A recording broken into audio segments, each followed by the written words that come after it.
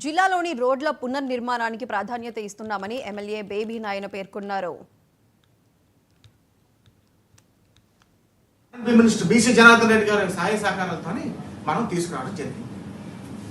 బుడాచారం అయిన వెంటనే ఒక్క పొల్లు మాట ఆడలేదు ఆయన. వెంటనే ఇది చాలా అవసరం అండి అని మేమిద్దరం అనుకొని ఆ రోడ్డుకే బుడా నిధులంతా కూడా ఆ రోడ్డుకే కేటాయించారు. ఇవన్నీ కూడా అతి త్వరలోనే కార్యరూపం దాల్చిపోతుంది. ఇన్ని సంవత్సరాలు ఇన్ని రోజులు మీరు ఇబ్బంది పడ్డారు.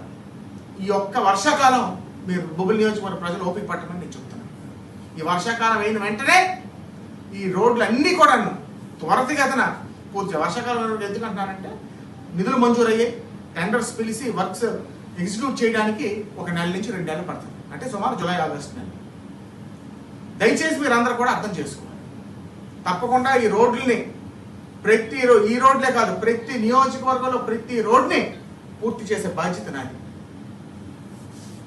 అదే ముఖ్యంగా బొబ్బిలి తాగునీటి అవసరాలకి అన్న మంత్రిగా ఉన్నప్పుడు వాళ్ళ సువర్ణముఖి నది నుంచి ఏదైతే 3 కొత్త రిజర్వాయర్లు పైప్ లైన్ ఏదైతే శాంక్షన్ అయిందో 90 కోట్లు ఈ రాష్ట్ర ప్రభుత్వం కనీసం ఒక్కసారి కూడా పర్స్యూ చేయకపోవడం వల్ల ఆ నిధులు ఆవిరైపోయే పరిస్థితి.